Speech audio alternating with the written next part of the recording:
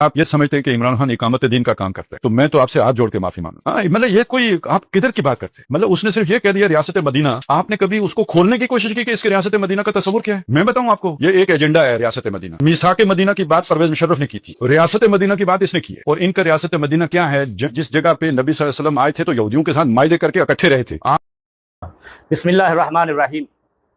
یہ سن لیا آپ نے, یہ صاحب فرما رہے ہیں کہ ریاست مدینہ کے عمران خان کے نظریے کے اندر کیا ہے, ایک ایجنڈا ہے, اور وہ ایجنڈا ان کو بھی معلوم نہیں ہے. وہ ایجنڈا ہمیں معلوم ہے, یا جنہوں نے بنایا ان کو معلوم ہے, یا جن کا ہے مصطفیٰ کریم صلی اللہ علیہ وسلم کا وہ ایجنڈا ہے, اور اس ایجنڈے پر چاروں خلفاء نے عمل کیا ہے, اور اس پہ عمل کرنے کے بعد ملت اسلامیہ کو سکون اور اطمینان اور امن اور خوشحالی فراہم کی ہے. یہ شخص جو ریاست مدینہ کے اندر کے ایجنڈے کا بتا رہے ہیں, نہ یہ جماعتیہ ہیں, نہ یہ جہادیہ ہیں, نہ یہ سیاسیہ ہیں, یہ صرف ملغوبیہ ہیں. یہ اس پروجیکٹ کا حصہ ہیں جس پروجیکٹ کے تحت انہوں نے جواد کو کھڑا کیا, اقرار کو کھڑا کیا, اور ایک کھلاڑی شاہد کو کھڑا کیا. پھر اس کے بعد جناب مختلف قسم کے لوگ, ابھی ایک انجینئر کو کھڑا کیا. جب اس کے بعد بھی معاملات حل, اب ایک نیا پروجیکٹ پروڈیوس کیا ہے. اب ان سے بندہ پوچھے کہ تمہارا کیا ایجنڈا ہے؟ ان کا کوئی ایجنڈا نہیں, ان کا کوئی مقصد نہیں, ان کا کوئی ویژن نہیں. بغیر ویژن کے بیٹھے ہوئے دوسروں کے اوپر تنقید کرنا ہے. خود 78 سال کے اندر اس ملک میں ایک پائی کا کام اسلام کے لیے نہیں کر سکے, اور جو کرنے لگے اسے کہتے ہیں ان کا ایجنڈا اقامت دین کا نہیں ہے. تو بھائی تمہارا ایجنڈا کیا ہے؟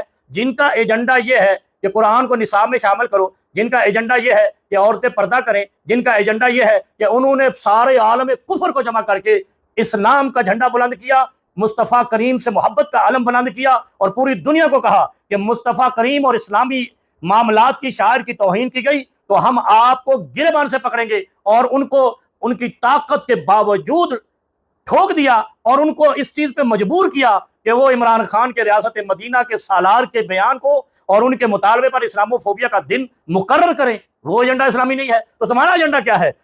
اصل مسئلہ یہ ہے کہ ہمارے ہاں حل جزاء الاحسان الا الاحسان. سورہ رحمان میں اللہ رب العالمین فرماتے ہیں کہ کبھی احسان فراموش نہ برنا, کیونکہ احسان فراموشیوں سے اللہ نعمتیں اٹھا لیتا ہے. اس لیے اللہ کی یہ کوئی تقدیر ہے کہ عمران خان صاحب مشکلوں میں آ گئے. لیکن ایک بات میں آپ کو یہ بھی بتا دوں کہ جس نے بھی حق کا کلمہ اٹھایا ہے, مشکلات ان پر آئی ہیں, وہ یہودیوں کی طرف سے ہوں, عالم کفر کی طرف سے ہوں, اپنوں کی طرف سے ہوں, یا غیروں کی طرف سے ہوں. عمران خان صاحب ان حسد کا, ان حاسدین کا, ان منافقین کا, اور ان ظالموں کا, اور ان کافروں کا شکار ہے. وہ اللہ کامیابی دے تب بھی ٹھیک ہے, اگر نہیں بھی کامیابی دی تو ایک صحابی رسول نے فرمایا تھا فزت برب الکعبہ, میں تو کامیاب ہو گیا, کیونکہ عمران خان نے جو آوازہ لگایا ہے وہ اسلام کے لیے ہے. اور انہوں نے جو آوازہ لگایا ہے 78 سال سے اسلام کے نام پہ روٹیاں پھاڑ رہے ہیں, مراعات پھاڑ رہے ہیں, بس یہ استعمال ہوتے ہیں استعمار کے ہاتھوں. جن کے ممدوح یہ ہے ان کا تو ایجنڈا ہی نہیں ہے, ان کا تو ویژن ہی نہیں ہے. ان کے ساتھ چلنے والے کہتے ہیں کہ اس خاندان کا کوئی ویژن نہیں ہے سوائے مال بنانے کے,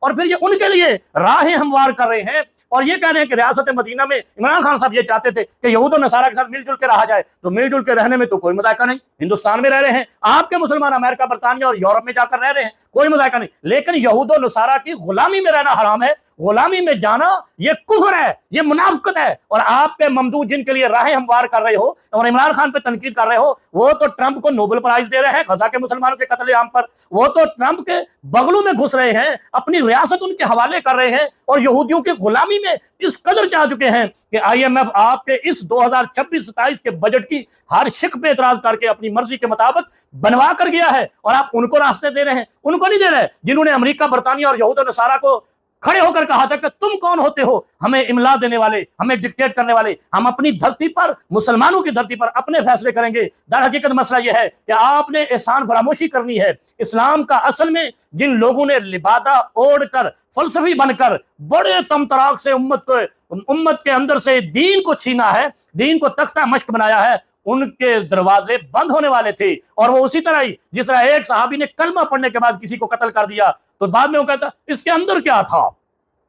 نبی علیہ الصلوۃ والسلام کے پاس شکایت پہنچی کہ آپ نے قتل کیوں کیا؟ انہوں نے کہا یا رسول اللہ اس نے تو تلوار کے ڈر سے پڑا تھا. تو نبی علیہ الصلوۃ والسلام نے ایک اسلام کا آئیڈیالوجیکل جملہ ارشاد فرمایا حل شققت قلبہ, تو نے اس کا دل پھاڑ کے دیکھا ہے؟ ارے یہ خالد عباسی صاحب, یہ کیا کون جانتا ہے اس, یہ آج کل سوشل میڈیا پہ ان کو پروموٹ کیا جا رہا ہے اس لیے کہ تھوڑا سا ریاست مدینہ کے ایجنڈے کے اندر سے کچھ کھجا لیں. کھجا لو بھائی, ریاست مدینہ ایک مصطفیٰ کی قائم کی گئی ہوئی ہے جس کو 13 سال بعد نبی کریم نے نافذ کیا اور بنایا.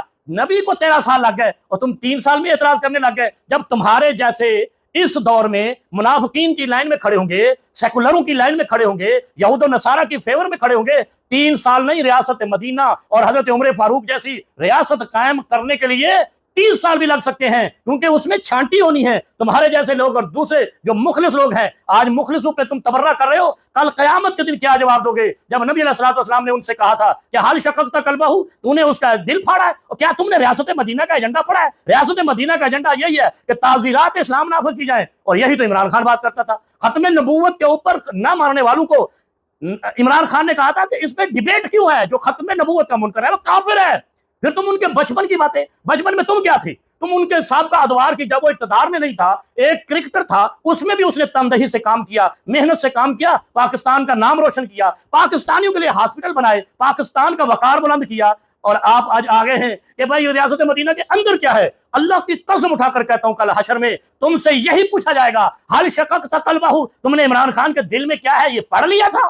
پھر استغفر لی یا رسول اللہ, پھر استغفار کرتے پھرو گے, لیکن اس وقت استغفار بھی کام نہیں آئے گا, کیونکہ تم نے ظالموں کو فیور کیا ہے. پھر اللہ کے نبی صلی اللہ علیہ وسلم نے فرمایا تھا, ماذا تفعل بلا الہ الا اللہ اذا جاءت یوم القیامہ, اور میں تم سے کہتا ہوں اس وقت تم کیا جواب دو گے رب کے حشر کے میدان میں, رب کے سامنے, کہ تم نے عمران خان کا دل پھاڑا تھا. اب کیا تم کرو گے جب کلمہ اور ریاست مدینہ کا ایجنڈا عمران خان نے اللہ کے سامنے پیش کر دیا, جو اس نے قوم کے سامنے پیش کیا تھا؟ باز آ جائیں. آپ دوسروں کے ہاتھوں میں کھیلے, پہلے تو اپنی حیثیت بتائیں, اپنا ویژن بتائیں.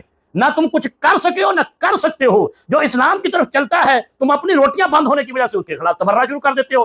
اگر آپ کے ملک میں اس نے ریاست مدینہ کا نفاذ کر دیا تھا اور اس کے بعد اس میں کفر آ گیا, تو پھر بتاؤ, ابھی تو وہ سٹیپ چلنا شروع ہوا تھا اور آپ کو خطرے پڑ گئے. کیا مولانا فضل الرحمان کم تھا فتوے لگانے کے لیے؟ اب آپ کھڑے ہو گئے ہیں, بنے گا تمہارا بھی کچھ نہیں. وہ جیل میں ہے, آ گیا باہر تو فزت برب الکعبہ, وہ کامیاب ہو گیا رب کعبہ کی قسم. اور اگر نہیں بھی آیا تب بھی وہ اپنا حصہ اسلام کے لیے, اللہ اور رسول کی خوشنودی کے لیے ڈال چکا ہے. اور انشاءاللہ پاکستان بدلے گا, پاکستان کفر کے شکنجے سے نکلے گا, یہود و نصارہ کی غلامی سے نکلے گا, جو آپ جیسے مذہبی فلاسفر بن کر مسلمانوں کو اور پاکستانیوں کو یہود و نصارہ کی غلامی میں ڈالنے پہ تلے ہوئے ہو.